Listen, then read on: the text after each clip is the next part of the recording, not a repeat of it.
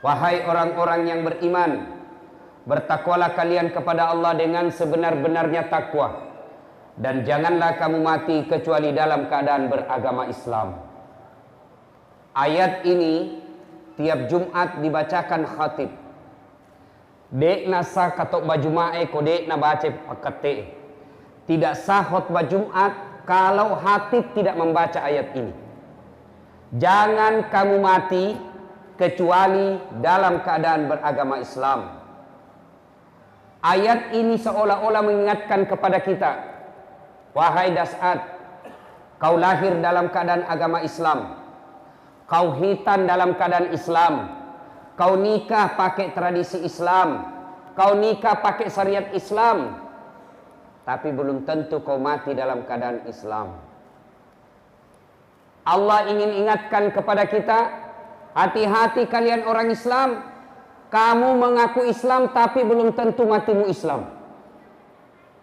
Insya Allah kita tidak akan mati dalam keadaan berzina. Insya Allah kita tidak akan mati dalam keadaan berjudi. Lagi sabung ayam tiba-tiba ada penggerebekan, ditembak sama polisi, kakinya ditembak, kepalanya nak kena. Insya Allah kita tidak akan mati dalam keadaan mencuri. Tapi yang bisa membuat kita mati dalam keadaan kafir, habis memakan makanan haram. Contoh jinia, contoh. Jual bensin botolan. Nah tulis bensin murni, padahal nak campur minyak tanah. Begitu ditanya, kenapa kau bilang bensin murni? Nah kau campur minyak tanah. Apa nak bilang? Kan istriku namanya murni, jadi ku tulis bensin murni. Pedagang penipu. Apalagi contoh jinia, contoh, jangan marah, contoh. Ada anak sekolah buru-buru pergi kampus, buru-buru ke sekolah, dia langgar rambu lalu lintas, dikejar sama polisi, kasih singgah sama polisi. Pur. Kau melanggar. Kenapa kau langgar rambu-rambu? Kau tidak lihat? Saya lihat je Pak. Kenapa kau langgar? Saya tidak lihat Ki. Ini pasal 250.000 denda. Bayar kok.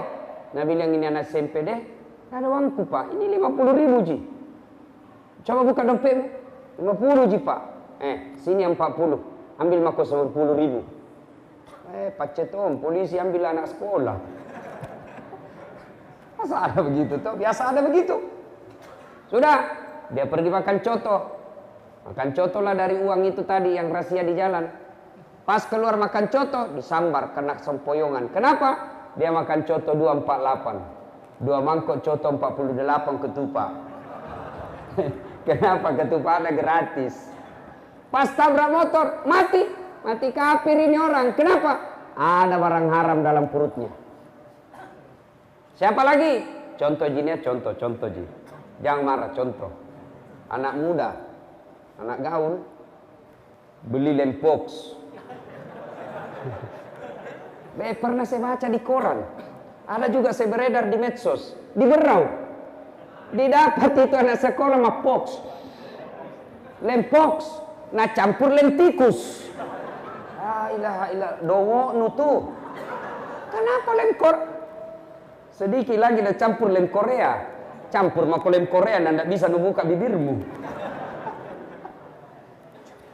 Habis minum ballo, vodka, whisky, Jennifer, Donald, topi miring, lempox, mabok. Nambil motornya. Bayangkan mabok setengah naik motor.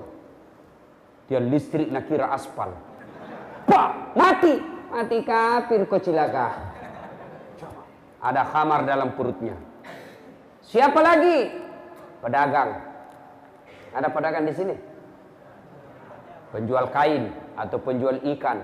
Asli jin ya nunggu. Wah asli.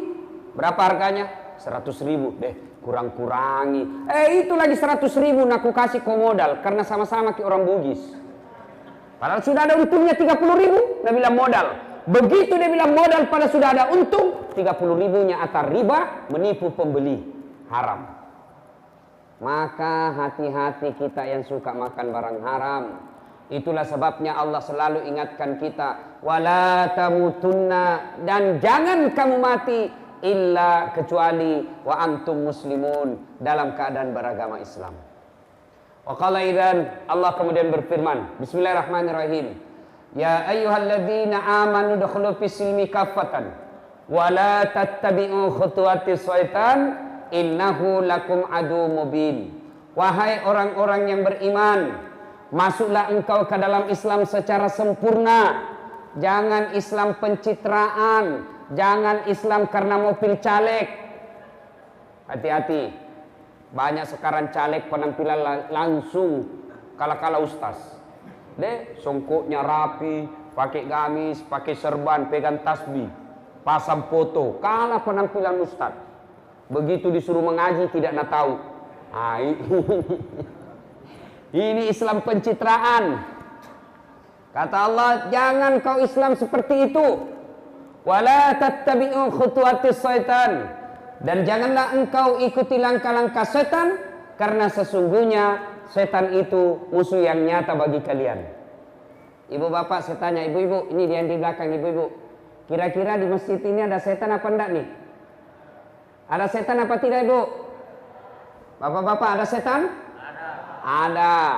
Setannya bukan pocong, bukan uka-uka, bukan popo, bukan parakan. Tapi apa setan yang ada di tengah-tengah kita? Bentuknya handphone. Apa ibu? Apa? Handphone. Oh, Ustaz sudah menceramah masih Bang Gesi. Setan itu HP-mu bos. Simpan dulu itu HP, simpan dulu. Kita dengar ceramah dulu. Simpan dulu. Selama kau pegang dan kau lihat terus, tiba-tiba masuk WhatsApp, balas lagi. Tidak dengar ceramah. Ada lebih parah, saya lagi ceramah, tiba-tiba ada ibu-ibu balik ke belakang. Kenapa ibu nak balik ke ini? Ambil HP-nya, selfie. Baru nak tulis latar belakang das atlatif. Saya nak jadikan background. Ibu-ibu kajili-jili. Simpan dulu HP tadi, kita dengar ceramah dulu dik, kita dengar ceramah dulu. Nah ini ada Tommy yang pura-pura mesoting. Padahal hatinya lihat kowe HP baru. Bapak saudara-saudara sekalian ya. Wa qala idzan, Allah kemudian berfirman, bismillahirrahmanirrahim. Innallaha wa malaikatahu yusalluna 'alan nabi. Ya ayyuhalladzina amanu sallu 'alaihi wa sallimu taslima. Sesungguhnya Allah dan para malaikatnya bersalawat kepada Rasulullah Muhammad sallallahu alaihi wasallam, maka wahai orang-orang yang beriman, bersalawatlah kalian kepada Rasulullah dengan sebaik-baik salawat. Sadaqallahul azim, maha benar Allah dengan segala firman-Nya. Sallallahu ala Muhammad sallallahu alaihi wasallam. Sallallahu ala Muhammad sallallahu alaihi wasallam. Saya biasa kalau salawat kayak begini di Sulawesi jamaah semua ikut. Di sini nak lihat-lihat kak. Asal ingin kapa wakilong ini. Ayo, sallallahu alaihi wasallam. Sallallahu ala Muhammad sallallahu alaihi wasallam. Kan jangan malas salawat. Kita biasa salawat. Salam. Salam. Pada cengi capo. Sallallahu ala Muhammad sallallahu alaihi wasallam. Sallallahu ala Muhammad sallallahu alaihi wasallam. Ibu bapak, saudara-saudara sekalian yang insya Allah dimuliakan dan dirahmati oleh Allah Subhanahu wa taala. Suatu ketika di Madinah sangat panas. Begitu panasnya, tidak ada orang yang keluar dari rumahnya. Cok pengasing nih. Sembunyi semua di rumah. Kenapa? Takut dengan sengatan matahari.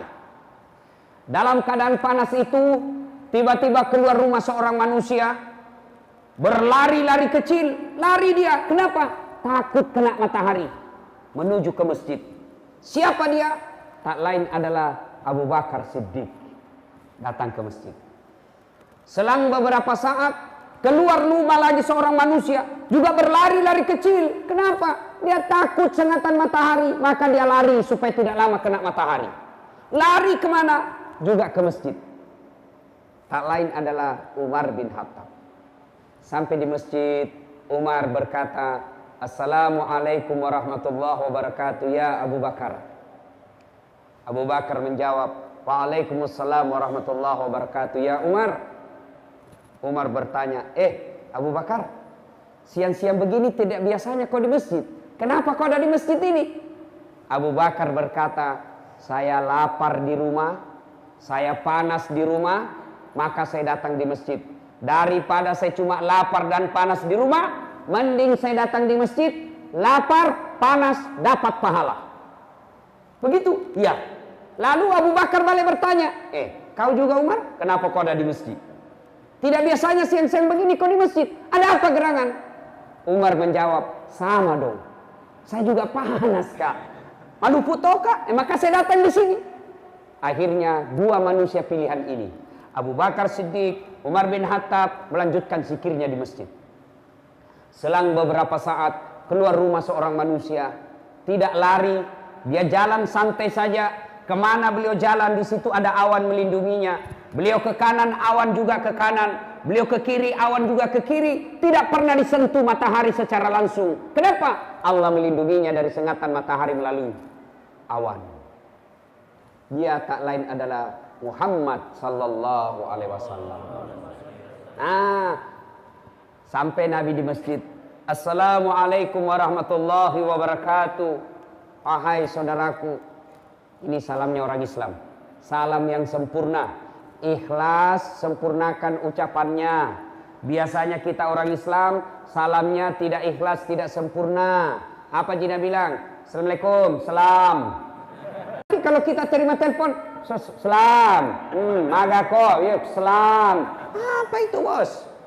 Perjelas. Assalamualaikum warahmatullahi wabarakatuh. Itu salam yang betul. Biasanya kita, ada malah mahasiswaku, dia bilang saja, Ustaz, assalamualaikum. Masa gitu assalamualaikum? Assalamualaikum. Nangis, kayak tong SMS. Ada juga yang lebih parah, dia bilang saja, aswabar. Apa lagi itu aswabar? Assalamualaikum warahmatullahi wabarakatuh. Jangan, sempurnakan salam kita. Assalamualaikum. Semoga keselamatan bagimu. Warahmatullahi, rahmat Allah menyertaimu. Wabarakatuh, berkah Allah meliputimu. 3 doa di dalamnya. Jangan makin ganti-ganti. Selamat siang, selamat malam. Malah yang bingung antara siang dan malam. Akhirnya apa Nabi bilang? Selamat siang menjelang malam. Apa itu? Bikin bingung. Bapak tahu enggak itu artinya kalau saya bilang selamat siang? Tahu artinya? Pak, selamat siang. Tahu artinya itu? Saya doakan selamat siang ini, soal malam tak beraki beca urusanmu. Itu namanya selamat siang. Tidak usah. Maka Bapak Ibu saudara-saudara sekalian, soal salam. Suatu ketika Nabi lagi duduk-duduk, ada sahabat yang datang mengucapkan Assalamualaikum. Nabi menjawabnya, Waalaikumsalam warahmatullah. Nabi lalu berkata, pahalanya 10. Karena dia bilang saja Assalamualaikum. Datang lagi sahabat lebih panjang, Assalamualaikum warahmatullah. Nabi menjawab, pahalanya 20. Datang yang ketiga, Assalamualaikum warahmatullahi wabarakatuh. Nabi menjelaskan, pahalanya 30. Artinya apa? Kalau Bapak tidak bisa memperbanyak amal dengan ibadah-ibadah sunnah, maka perbanyak amal dengan menyempurnakan salam. Assalamualaikum warahmatullahi wabarakatuh. Sudah. Nabi tanya ini 3 orang. 2 orang. Umar, Abu Bakar, kenapa kau ada di masjid siang-siang begini? Umar menjawab, maluku ki Nabi, lapar kami ini, makanya kami datang di sini. Umar lalu bertanya, Anda kenapa juga ada di sini? Dia bilang, singkamale Mbak Ji. Sama Ji. Banyak orang Bugis di sini? Banyak? Luar biasa ini orang Bugis. Kemana-mana saya ketemu. Kemarin saya di Bontang, banyak juga orang Bugis. Samarinda seberang, banyak orang Bugis. Saya pi biduk-biduk, bahasa Bugis orang di sana.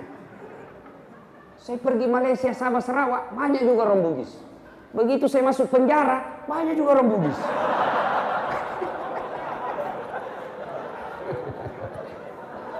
Bapak, saudara-saudara sekalian.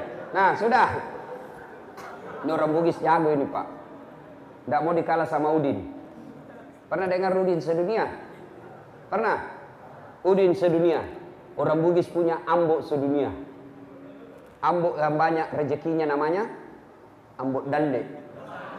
Ambok yang beruntun terus kalau berbisnis, ambok upe. Ambok yang banyak di bengkel, ambok tang. Ambok yang tidak pernah lolos, ambok saka. Ambok yang banyak di toko perhiasan, ambok intang. Ambok yang suka naik ke tamannya, ambok ente. Bapak, saudara-saudara sekalian, ditanya Nabi sama Umar, "Ya Rasulullah, Anda juga siang-siang begini kok ada di masjid, ada apa?" Nabi menjawab, "Sama Jaki, saya juga lapar dan panas, makanya saya datang ke sini." Akhirnya mereka melanjutkan ibadah. Selang beberapa saat, Umar punya usul. "Ya Rasulullah, bagaimana kalau kita ke rumahnya Abu Ayyub? Abu Ayyub Al-Ansari. Abu Ayyub ini ketika Nabi hijrah dari Mekah ke Madinah, Abu Ayyub lah orang pertama yang menyambut Nabi dengan rumah yang bagus, ditawari rumah. Abu Ayyub Al-Ansari juga inilah yang menyeberang ke Turki sekarang, dulu namanya Istanbul, Konstantinopel, sekarang namanya Istanbul, dulu namanya Konstantinopel. Inilah Abu Ayyub Al-Ansari jalan ke sana untuk tinggal dan menaklukkan Konstantinopel pada saat itu, tapi tidak sempat ditaklukkan pada saat itu. Abu Ayyub, baru-baru saya dari Turki dan saya sempat sholat di masjid itu yang ada di dalam Abu Ayyub Al-Ansari. Nah, Bapak, saudara-saudara sekalian, Abu Ayyub ini hebatnya, dia di Madinah kaya, malabo, kaya, dermawan, kaya, suka bantu orang. Tidak seperti kita sekarang, kaya, pelit, kaya, seke, kaya, kikir galang, kaya, seke. Ada di sini kaya seke? Ada? Ada? Ada enggak orang kaya pelit di sini? Ada? Tidak ada? Kita buktikan nanti kalau diedarkan celengan. Jangan memang kau tinggalkan masjid. Yang tinggalkan masjid saya doakan kanda lagi. Dan yang kau tinggalkan kita buktikan nanti. Siapa yang tidak isi celengan berarti seke. Kasih keluar memang wambu. Pasal dia memang nih. Ya Bapak, saudara-saudara sekalian. Nah, Abu Ayyub ini hebatnya kaya dermawan. Maka Nabi, Abu Bakar, Umar datang ke rumah Abu Ayyub. "Assalamualaikum warahmatullahi wabarakatuh." Tidak ada jawaban. Ulang lagi. "Assalamualaikum warahmatullahi wabarakatuh." Tiba-tiba salam dijawab oleh perempuan. "Waalaikumsalam warahmatullahi wabarakatuh. Sini Ki, masuk Ki." Ya Rasulullah. Gembira ini ibu-ibu. Istrinya rupanya Abu Ayyub. Lalu istrinya Abu Ayyub berkata, "Ya Rasulullah, tamaki mai. Masuk Ki." Nabi bertanya, "Mana suamimu?" "Oh, baru saja dia keluar, tapi sebentar lagi akan datang. Tamani, masuk Ki, sambil menunggu sini." Nabi bersabda, "Tidak boleh kami masuk ke rumahmu tanpa izin suamimu." Saya ulang, tidak boleh kami masuk ke rumahmu tanpa izin suamimu. Padahal ini Nabi, manusia pilihan, tidak mau masuk ke dalam rumah karena tanpa izin suami yang punya rumah. Ini yang banyak dilanggar perempuan sekarang. Begitu pergi suaminya langsung telepon tamang SMA-nya dulu. "Datang mako. Pergi nih, cepat kok. 20 menit selesai nih." Coba, Bu. Halo Ibu. Bu, dengar baik-baik Bu. Tidak boleh atau haram memasukkan laki-laki lain di rumah ibu tanpa izin oleh suami. Bagaimana kalau sepupu satu kalinya Ustaz? Tidak boleh. Sepupu dua kali? Tidak boleh. Sepupu lain kali? Lebih tidak boleh lagi. Sekarang ini banyak melanggar ini perempuan. Sudah hilang ketaatannya kepada suami. Ini khusus ini sebab ini Ibu. Halo Ibu. Ibu. Yang paling banyak sebab ibu-ibu nanti masuk neraka gara-gara tidak taat sama suami. Coba maki istri sekarang. Makutu. Paballo. Ada semua itu jenis sedo di dalamnya. Nah kira barangkali tembok itu bukaan. Nah. Kuning, biru, abu-abu, coklat. Kira sudah tahu perhatian istri. Coba. Suaminya disiksa. Baik dia kalau berdandan baru rajin. Ini rajin berdandan malas. Istri seperti ini susah masuk surga ibu. Bu dengar. Yang namanya istri jangankan keluar rumah tanpa izin suami. Puasa Senin Kamis saja. Puasa Senin Kamis tanpa izin suami haram. Dengar. Puasa sunnah tanpa izin suami haram. Misal pengantin baru, suaminya cuti Senin, langsung istrinya puasa hari Senin. Jangan puasa kalau suami tak cuti baru pengantin baru. Jangan kau ketawa anak muda, ini urusan orang tua. Mengerti jaki maksudnya toh? Nah, boleh itu isi. Bahkan ibu bapak saudara-saudara sekalian, kalau ibu tetap misalnya suami tak, bu pulang ke ini, kenapa? Naik spanding. Dia bilang puasa kah pak? Ketika dia lanjutkan puasanya, bukan dia dapat pahala, tapi laknat Allah bagi perempuan ini. Makanya ibu tidak boleh itu kita tidak taat. Bagaimana kalau suamiku pabotor Ustaz? Suamiku peselingkuh, suamiku tidak sholat, suamiku tukang judi, urusannya dia dengan Allah. Ibu tidak punya dosa. Itu enaknya jadi perempuan. Itu enaknya jadi perempuan. Perempuan itu tidak bertanggung jawab dosanya kepada suami. Beda kami suami, meskipun suaminya ustadz, suaminya penghafal Quran, tapi istrinya tidak pakai jilbab, istrinya tukang gosip, istrinya suka bertengkar sama tetangga. Sebelum istrinya masuk neraka, suaminya dulu di depannya. Hati-hati pak. Satu saja susah diurus, apalagi mau poligami. Banyaknya orang sekarang tidak mampu, dia mampu, tidak mau berkurban, padahal dia mampu. Sebaliknya, dia tidak mampu, mau poligami. Ini ketawa lagi, ini bapak-bapak kalau poligami, dan senyum, berani ki. Coba nih, ibu-ibu, mari nih ibu-ibu kalau kita cerita poligami. Terus sama Pak Guru salah si Ustaz Sir. Bukan Pak Guru salah, dijelaskan saja. Bapak-bapak jangan coba-coba kalau tidak bisa ngurus. Satu saja itu tanggung jawabnya di akhirat luar biasa. Apalagi kalau mau keempat. Yang ketawa. Nah ibu bapak saudara-saudara sekalian yang saya hormati ya. Kembali tadi. Ketaatan kepada suami. Ibu-ibu zaman sekarang saya heran kalau masih ada yang malas. Bandingkan ibu-ibu zaman dulu. Itu ibu-ibu zaman dulu kasihan luar biasa. Masaknya pakai kayu. Sekarang kita tinggal pakai gas.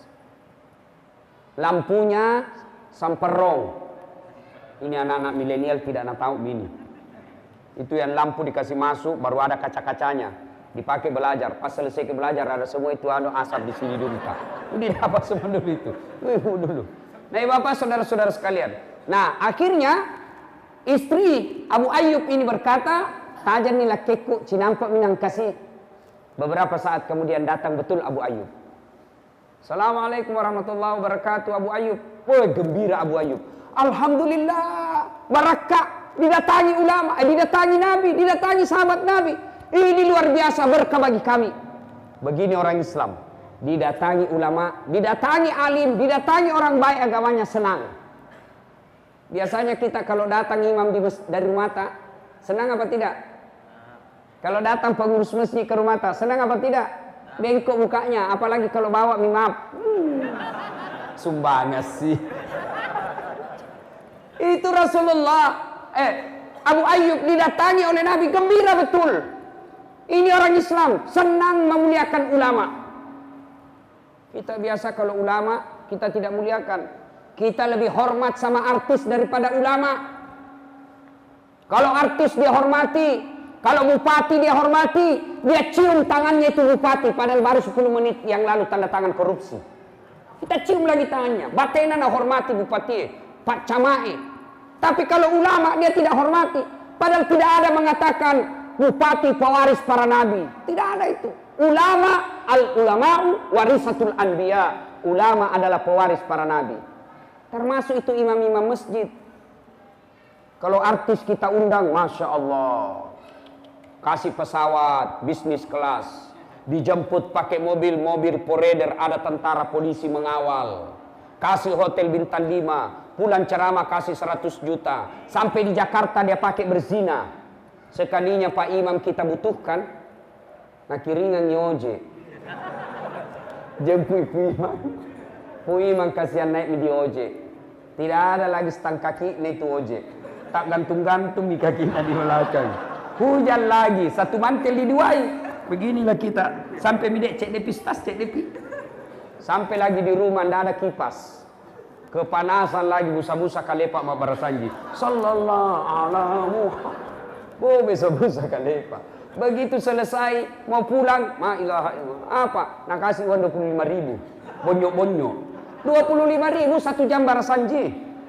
Nah lihat suaminya, kenapa nak 25.000 jika kasih itu Pak Imam? Apa nak bilang istrinya? Tambahin jalan kote di situ 5. Bagaimana nak mau belajar agama kalau nak lihat begitu? Dia mau ke sekolah Ustaz, lihat ke itu jalan kote jina bawa pulang. Enggak tahu serius orang ini bos. Yang lebih parah lagi itu kadang-kala itu sampai kitab ceramah apa di dalam dompet susunan acara. Panitia salah memberi amplop. Bapak saudara-saudara sekalian, ya sudah. Abu Ayyub begitu senang sekali, kata Umar. Abu Ayyub, kami lapar ini di rumah, makanya kami datang ke rumahmu. Kamu kan orang kaya, maka kami datang di sini. Mudah-mudahan ada yang bisa dimakan. Abu Ayyub senang, dia bilang, tenang maki pale ya Rasul, sudah diolok. Tunggu mi. Abu Ayyub kemudian ke kebunnya, kebun kurma. Dia potong itu kebun kurma Pak, nah bawa sama pohonnya. Bawa sama pohonnya. Ditegur sama Nabi, Abu Ayyub, nah buahnya mau dimakan, kenapa kau bawa satu pohon? Dia bilang, saya bawakan ke satu pohon supaya kita pilih mana yang kita suka. Ini ada mi semua, ada yang muda, ada yang masak, ada yang mengkal. Tapi lebawan nih, kayak kata puji. Subhanallah. Tidak cukup sampai di situ. Abu Ayyub mengambil kambingnya yang paling bagus, lalu dia potong kambing yang paling bagus. Jadi kalau mau bersedekah yang paling bagus kita kasih orang Pak. Biasanya kalau ibu-ibu yang jelek mau pi basi nak kiringan Ustaz. Nah, ada kue itu di kulkas, daripada basi bawakan itu ke Imam. Oh basi baru diingat ku Imam kasih. Sekali-kali bikinkan kue kasih itu ku Imam. Pu kate, pu bilala, Pak Ustadz, guru ngaji, hatib, bawakan kue yang paling baik. Itu yang membuka rezeki kita. Nah sudah, tidak cukup sampai situ dia sembelih kambingnya Abu Ayyub. Sebagian dagingnya disate, dibakar. Sebagian dagingnya lagi dikarik. Lalu beliau makan itu daging, dikasihnya pula roti, dikasihnya pula kurma. Nabi makan. Ketika Nabi makan, tiba-tiba Nabi bersabda, Abu Ayyub, tolong kasih kak dulu piring. Untuk apa? Bawakan kasihan anakku Fatimah. Sudah lama kasihan tidak makan enak itu anakku. Bawakan sebagian ke rumah. Masya Allah. Ini suami yang baik. Makan enak di luar, tidak lupa anak dan istri. Bisa cekik begitu Pak? Biasanya kita pura-pura lapar kalau sampai di rumah. Suruh makan sama istrinya. Oh, kenyang jak sedikit ini sayang. Kenapa? Nah traktir kak tadi temanku makan. Padahal dia yang traktir temannya. Makan suami yang baik, makan enak, dia tetap ingat anak istrinya di rumah. Itu Abu Ayyub, Rasulullah. Sudah, Nabi makan. Begitu Nabi makan, diambil daging, diambil roti, diambil kurma, lalu diangkat. Ya kira-kira seperti ini. Nabi angkat seperti ini. Nabi lalu bersabda, saudara-saudara sekalian, tadi kita keluar rumah dalam keadaan lapar. Tadi kita keluar rumah dalam keadaan perut kosong. Tapi alhamdulillah, Alhamdulillah, segala puji bagi Allah. Kenyang maki semua. Mana nih watata? Ada semua misinya peruta. Kata Nabi. Nabi mengulangi sampai berkali-kali. Tapi ingat, tidak setetes pun, tidak sesuap pun, tidak sekunyah pun yang masuk di leher tak, yang lewat di leher ini bebas dari tanggung jawab kita di akhirat kelak. Semua yang masuk ini nanti dimintai tanggung jawabnya di hadapan Allah Subhanahu wa taala. Kejadian inilah kemudian turun firman Allah. Bismillahirrahmanirrahim. Al-yauma nahtimu ala afwahihim wa tukallimuna aydihim wa tashhadu arjuluhum bima kanu yaksibun. Sadaqallahul azim. Di akhirat kelak, pada hari akhirat kelak, tangan mereka, kaki mereka, kulit-kulit mereka menjadi saksi atas betapa atas nikmat yang Allah berikan kepada mereka. Nah, ibu bapak, saudara-saudara sekalian yang saya hormati, apa hikmah dari kisah ini? Apa pelajaran yang bisa diambil dari kisah ini? Pertama, ternyata dalam rumah tangga tidak ada satupun yang tidak ada masalahnya. Nabi manusia pilihan, doanya pasti dikabulkan Allah. Doa apapun beliau minta pasti dikasih Allah. Tapi ternyata dalam rumah tangga beliau pun sering mengalami kelaparan. Nabi itu lapar juga. Apalagi kita, dalam rumah tangga pasti ada masalah. Contoh, sebelum menikah, setelah menikah, apa masalah kita? Mau punya rumah. Sudah punya rumah, selesai masalahnya? Belum. Bayar cicilannya. Tuh. Sudah lunas, selesai masalahnya? Tidak. Jelek lagi dilihat rumah tak, mau lagi diganti. Dalam rumah tangga tidak ada orang yang tidak ada masalahnya. Contoh lagi, istri. Pak, istri cantik. Kita kira bukan masalah. Istri cantik nagoda orang, Pak. Masalah. Berarti bagus kalau jelek istri, Ustaz. Jelek istri nahina orang. Masalah. Kita lagi yang malu jalan sama dia. Dulu sama kode, dulu sama kode. Pak Masiriki, majai tapala. Istri cantik, masalah. Istri jelek, masalah. Berarti bagus kalau tidak ada istri. Lebih masalah lagi. Iya tak? Ada istri masalah, tidak ada istri masalah. Tidak ada orang tidak ada masalahnya. Ya. Nah, bedanya Nabi ketika ada masalahnya, beliau datang ke masjid. Coba Umar, Abu Bakar lapar di rumahnya, kepanasan di rumahnya, kemana? Datang ke masjid. Berarti kalau ada masalah dalam rumah tangga, datang ke masjid mengadu kepada Allah. Tapi kita ada masalah ke masjid, bukan. Ada masalah doa, bukan. Ada masalah sholat, bukan. Ada masalah apa? Ambil handphone, update status, langsung update. Nah, jelekkan suaminya. Tak kusangka kau begitu. Begitu romantis suatu kau pacari kak. Setelah ada anakmu kasarmu minta ampun. Nah, itu begitu kita sekarang. Ditelepon suaminya tidak ada jawaban. Telepon 2 hari tidak ada jawaban. Langsung update status. Di mana di kau? Update status lagi. Kesepian banget. Langsung dia bilang kawannya, ngeliat statusnya, boleh juga tuh diganti. Coba. Tidak ada itu kita berdoa di status. Kita ada masalah selalu berdoa. Tapi di mana? Status. Pergi suaminya cari nafkah, update status lagi. Semoga Allah melindungi suamiku. Siapa ajar ki berdoa di status? Sibuk nih tuh Tuhan mau baca status tak? Tidak ada itu berdoa. Lalu berdoa kemana? Paling baik ada masalah, datang ke masjid, rumahnya Allah, minta pertolongan kepada Allah. Di masjid adalah tempat paling mustajab kita berdoa. Datang lagi ke masjid. Dan itu masjid terbuka 24 jam. Tidak tahu kalau ini. Ada juga itu masjid dia kunci. Kenapa? Karena banyak pencuri. Biar celengan masjid nak curi juga. Lah cilaka. Tak buat apa kau tuh.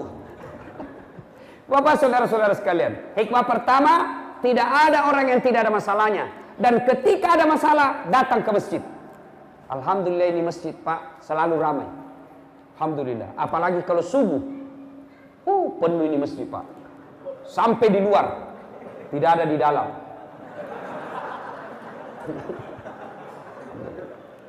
Kenapa orang malas sebenarnya pergi ke masjid, Pak? Apa sebabnya? Satu, sebab orang malas ke masjid karena dia tidak lihat pahalanya. Coba kalau dilihat pahalanya, diumumkan sama panitia masjid, siapa yang datang berjamaah dikasih pulsa 200.000. Sholat subuh jam 5, Pak, setengah 4 sudah penuh masjid. Karena lihat pahalanya. Karena tidak dilihat pahalanya, maka masjid sepi dari jamaah. Yang kedua, apa juga yang kadang-kala membuat orang malas ke masjid? Kalau masjid itu terlalu mendoktrin satu paham sehingga paham orang lain dia salahkan. Ada juga itu masjid begitu. Ini kaligrafi bid'ah. Ada itu Ustaz, bid'ah tidak boleh. Maulid bid'ah. Isra Mi'raj bid'ah. Masuk neraka. Masa orang gara-gara maulid masuk neraka, bos? Nenekmu punya neraka. Luasnya itu surga kau tidak mau kasih masuki. Sekarang banyak ini yang mulai begitu. Belajar agama baru 3 bulan belajar agama. Itu pun di YouTube. Baru 3 menit habis kuotanya. Tidak lengkap dia belajar. Lalu gara-gara itu belajarlah dia bahwa bid'ah, doa bersama selesai sholat, bid'ah, tidak ada pada zaman Nabi. Jabat tangan selesai sholat, sesat. Masa gara-gara jabat tangan kita sesat? Ceramahnya juga ceramah bikin takut-takut. Apa judul ceramahnya? Kesalahan-kesalahan orang yang berjamaah. Orang ini suruh datang berjamaah, nak kasih salah-salah tosi dia. Kesalahan-kesalahan orang yang sholat. Kenapa orang sholat kau kasih salah-salah? Mestinya judul ceramahmu kesalahan orang yang tidak sholat. Kesalahan-kesalahan orang yang kurban. Kenapa orang kurban kau kasih salah? Tidak ada itu begitu. Sholat seolah-olah dia saja punya masjid. Betul. Akhirnya orang malas datang ke masjid. Khutbahnya hanya bikin salah saja. Neraka terus. Kamu dibanting, dilipat, ditusuk perutmu, masuk ke lehermu, digunting lidahmu. Dia bilang anak muda jangan kau ke masjid, dia bikin takut-takut. Bagaimana orang mau ke masjid? Yang azan orang tua sudah pensiun. Ayolah cana. Dia bilang anak muda, iya sih, roh, iya sih. Dapat lagi imam yang selalu imamnya panjang bacaannya. Ada juga itu imam begitu. Kalau dia jadi imam, deh lampek na bacana. Dia bilang anak muda, tidak bawa pergi masjid Ustaz. Kenapa? Itu imam salat subuh surah Yasin na bagi 2. Malampek ada sekali. Nah, ada masalah datang ke masjid. Berdoa dalam masjid. Minta kepada Allah. Rasulullah ada masalah, beliau datang ke masjid. Berikutnya, hikmah yang kedua dari kisah ini. Ternyata Bapak Ibu Saudara-saudara sekalian, salah satu yang sering membuat kita berjaya, hebat, kuat adalah persaudaraan. Coba lihat tadi. Abu Bakar, Umar, Rasulullah Muhammad SAW lapar. Solusinya apa? Beliau bisa kenyang. Tidak dengan membeli roti, tidak dengan beli kurma. Tapi apa? Persaudaraan. Maka orang kaya punya saudara kepada orang miskin. Orang miskin punya saudara orang kaya. Saling mengasihi. Rasulullah tadi lapar, Abu Bakar, Umar lapar, dibantu oleh orang kaya dengan persaudaraan sesama muslim, yaitu Abu Ayyub Al-Ansari. Nah, kita juga hanya orang kaya di Berau. Banyak juga orang miskin. Maka orang kaya bersaudara kepada orang miskin bersaudara kepada orang kaya. Orang Islam Indonesia bersaudara kepada orang Islam yang ada di Palestina. Orang Islam yang ada di Berau bersaudara dengan orang Islam yang ada di Al-Quds. Gimana caranya? Tolong mereka. Bagaimana cara menolongnya? Hikmah ketiga dari kisah tadi yang kita dengarkan adalah bersedekah. Sedekah. Alhamdulillah, saya lihat ini muka tahu, semua muka rajin bersedekah. Kita buktikan saja nanti. Ya, yang kau ketawa bos, serius orang ini. Ini ketika kita bicara sumbangan langsung pucat. Bu, halo ibu, bu, itu emas yang ada di tangan tak, gelang yang ada di lengan tak, itu belum tentu ibu punya. Mati mendadak ki. Menantu yang punya. Ya kalau menantu tak baik agamanya, kalau dia juga tidak bagus agamanya, hancur kita. Pak, halo bapak-bapak, rumah tak yang mewah itu belum tentu kita nikmati sampai mati. Ya, begitu kita mati mendadak kena serangan jantung, siapa yang punya itu rumah? Siapa yang punya? Anak, iya kalau anak tak anak baik, anak tak bagus, anak tak baik agamanya, tapi istrinya panrasu-rasu, baru suami, baru anak tak takut sama istrinya. Coba, bersedekahlah. Tidak ada orang bangkrut gara-gara sedekah. Itu kalau orang kaya mau pak, tosogi namelo pak, kaya kita orang miskin, kalah kita orang miskin pak. Kalau orang kaya mau, coba orang miskin tahajud, orang kaya juga bisa tahajud. Orang miskin tadarus, orang kaya juga bisa tadarus. Orang miskin puasa Senin Kamis, orang kaya juga bisa puasa Senin Kamis. Orang miskin datang berjamaah, orang kaya juga bisa datang berjamaah. Tapi begitu orang kaya bangun masjid, diam-diam maki kita. Tidak ada uang tak. Orang kaya bersedekah, kita diam-diam, tidak ada uang. Maka orang kaya yang pemurah diriwayatkan kelak nomor 1 masuk surga. Ini ada kisah dalam kitab Tanbihul Ghafilin. Di depan pintu surga ada 4 manusia yang masing-masing mau masuk ke dalam surga nomor 1. 4 manusia. Siapa mereka? 1, orang kaya yang pemurah. 2, haji yang mabrur. 3, orang mati syahid. 4, ustadz, ulama. Bertengkar mereka dalam pintu surga, di depan pintu. Dia bilang orang kaya, saya dulu. Begitu orang kaya mau masuk, dia bilang ini orang yang mati syahid, saya dulu. Mau masuk, dia bilang ini orang yang mati syahid, saya dulu. Bertengkar, akhirnya Allah, hei Jibril, kau turun periksa itu orang. Kenapa dia mau masing-masing nomor 1 masuk ke dalam surga? Turun Jibril, perintah periksa satu-satu. Tersangka pertama, maju. Kenapa kau mau masuk ke dalam surga nomor 1? Jibril, saya dulu mati syahid, membela agama Allah di Palestina. Katanya orang yang mati syahid nomor 1 masuk surga. Katanya, ditanya sama Jibril, siapa kasih tahu kok? Ustadz. Tidak boleh kulumbai ustazmu, mundur kok. Dosa kau melumbai gurumu, mundur. Panggil orang kedua, kau kenapa mau masuk ke dalam surga nomor 1? Jibril, saya dulu haji mabrur, bukan haji kajili-jili. Mana itu haji kajili-jili? Haji Pak Domeng. Banyak itu haji lomba domen nomor 1. Malam pengantin diumumkan, juara domi malam ini hadiah 17 inci televisi. Pemenangnya adalah Haji Baco pasangan Haji Beddu. Haji lomba Pak Domeng. Itu haji kajili-jili itu. Ini haji mabrur.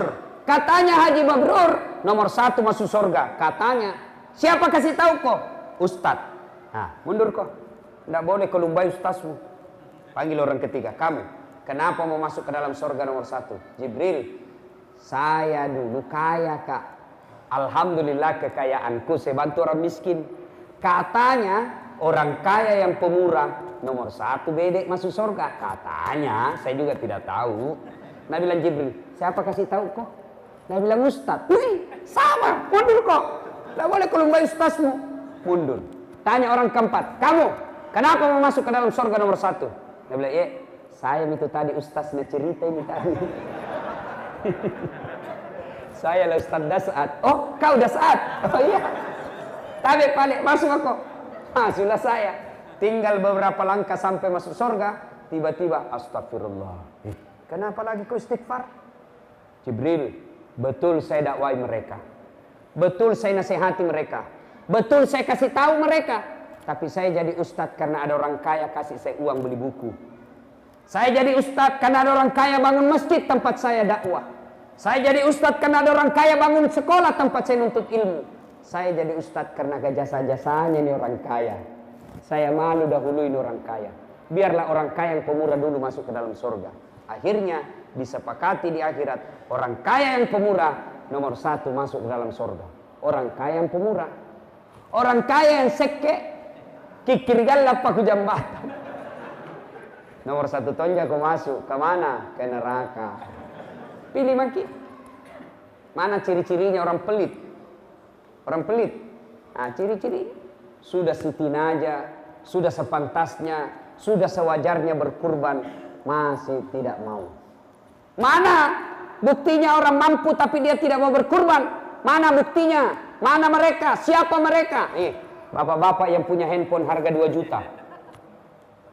Pulsanya tiap bulan 100.000. Lalu tidak berkurban, bapak dipertanyakan keislamannya.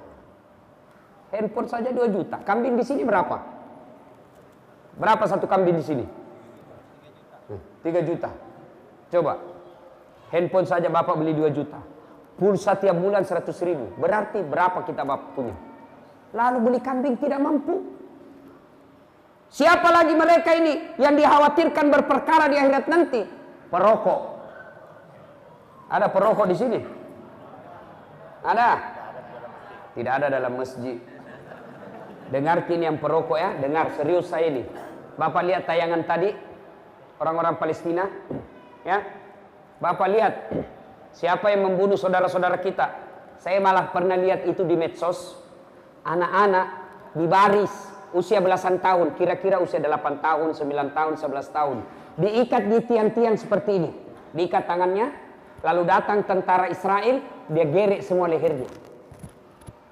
Itu bukan rekayasa karena ada videonya.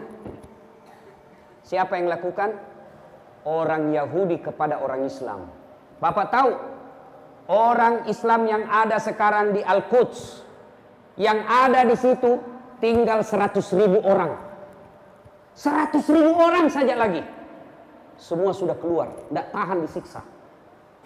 Coba, tahu tidak itu Palestina? Orang Yahudi dulu datang ke Palestina, ibaratnya kalau tinggal di Tanjung Redap ini, Tanjung Redap, ya, cocok di Tanjung Redap namanya ini kota. Nah, dia tadinya hanya tinggal di pesisir sungai, sedikit saja, kira-kira hanya 10 kilo persegi dia miliki. Lambat laun menjadi 50 kilo, menjadi 100 kilo. Akhirnya apa? Lebih banyak sekarang wilayahnya orang Yahudi daripada orang Islam. Dan apa hubungannya sama rokok? Bapak tahu yang punya rokok?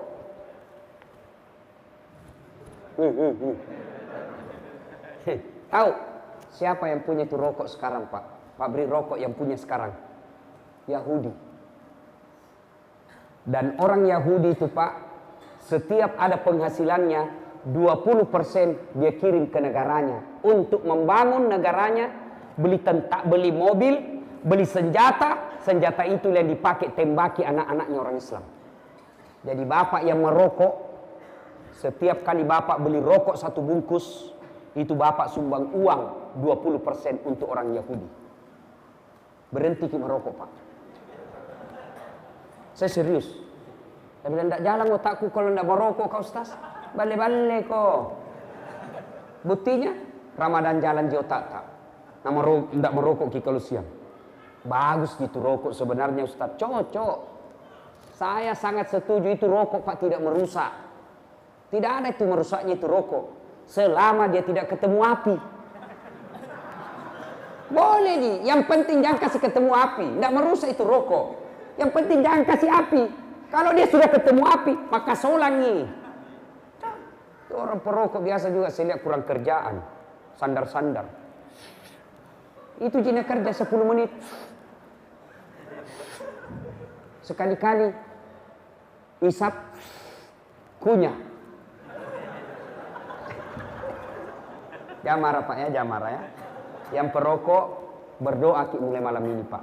Ya Allah, sembuhkan saya dari candu rokok, pembeli rokokku, saya sumbang ke Palestina. Itulah yang Bapak miliki. Pak, harta kita itu ada 3. Yang tidak bisa diambil orang, kata Nabi.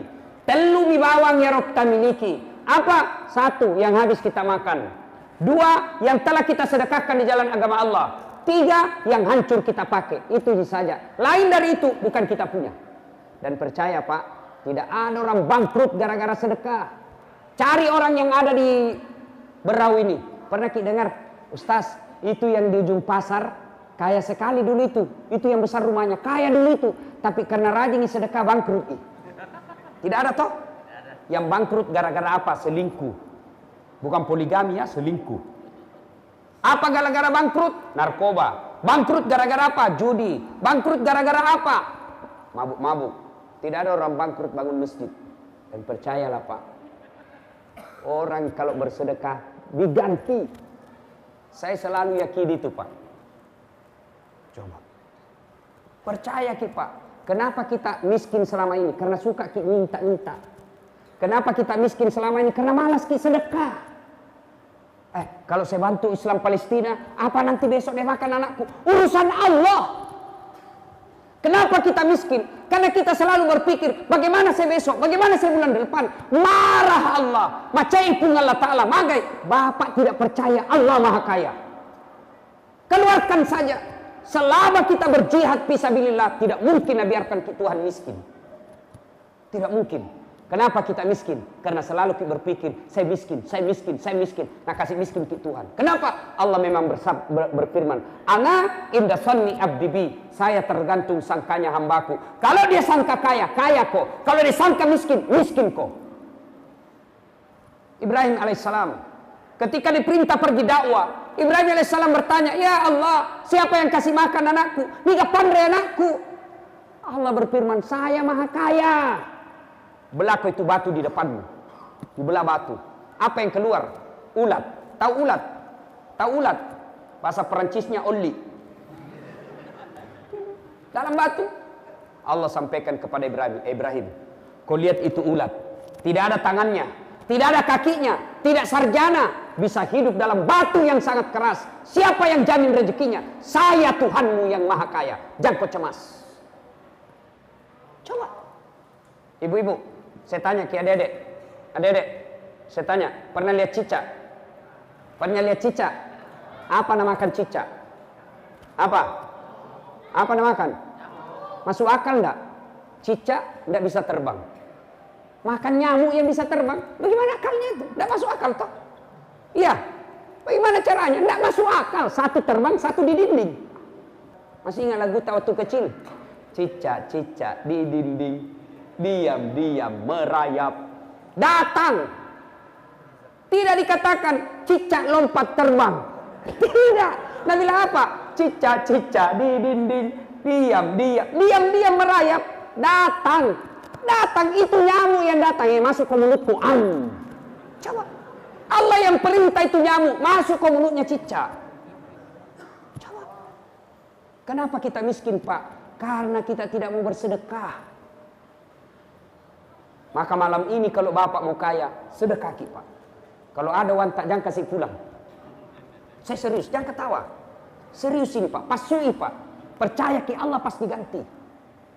Saya sering sekali lakukan itu. Contoh lagi, sebelumnya itu yang saya cerita tadi. Selesai lebaran, hari keempat selesai lebaran. Saya pergi kantor.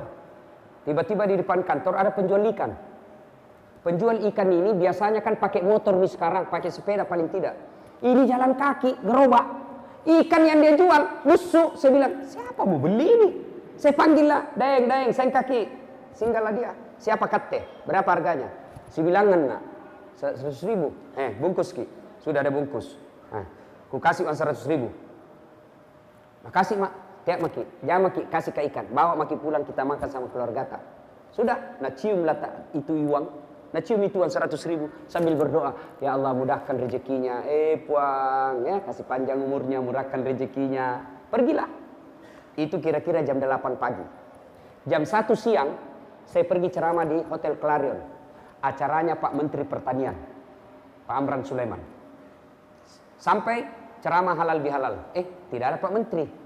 Saya WhatsApp, Pak Menteri, tidak ada di sini. Saya mau ketemu ini. Sakit kau Ustaz. Ketemu di rumah nanti Ustaz. Selesai acara langsung ke rumah. Baik Pak Menteri, saya siap ke sana. Selesai acara saya ke rumah beliau. Sampai di rumah beliau cerita-cerita, mau maghrib, saya bilang tabek Pak Menteri, mau miasan, saya mau pulang dulu. Saya bilang Pak Menteri, tunggu dulu Ustaz. Buru-buru Kak Pak Menteri, tunggu dulu 2 menit saja. Dalam hatiku amam nih. Amam ini, amal lagi. Masuklah dia di kamar. Masuk di kamar, keluar bawa bungkusan. Berapa yang saya kasih tadi tukang ikan? Berapa? 100.000. Begitu Pak Menteri keluar, bungkusan. Langsung nak kasih. Tapi Ustaz, ini tadi honornya yang ceramah di hotel. Sudah ada honornya nak kasih ke panitia. Pada dalam hatiku cepat maki. Sudah sampai. Begitu saya naik mobil, buka. Berapa isinya? 25 juta. 100.000 saya kasih keluar, Allah ganti 25 juta. Percaya kita. Maka keluarkan ini. Dan yang kita bantu Pak, bukan orang lain. Saudara kita yang lagi menderita. Syukurnya bukan kita yang begitu. Syukurnya bukan kita yang rusuh. Bagaimana kalau kita yang rusuh? Biar banyak uang tak, kalau rusuh di negara tak susah. Alhamdulillah. Sebagai rasa syukur kita, mari kita bantu. Ya mau berkurban. Ada yang mau berkurban tahun ini? Tahun lalu saya kurban di Berau Ustaz. Tahun lalu saya kurban di Bontang. Tahun lalu saya kurban di Sulawesi. Tahun ini kita kurban. Tidak usah kurban di Berau. Kurbannya di mana? Di Palestina. Bagaimana caranya? Uang harga kurban kita itu kasih ke panitia aman Palestina. Biar mereka yang sampaikan ke Palestina. Saya baru-baru pulang dari Turki. Seminar tentang membicarakan pembebasan Al-Quds. Salah satu cara membantu mereka. Mereka butuh bantuan kita. Selain doa, juga mereka butuhkan uluran tangan. Adik-adik mau 50.000, 100.000, itu sudah bantuan. Dan Allah pasti ganti. Percaya, tidak ada orang yang bersedekah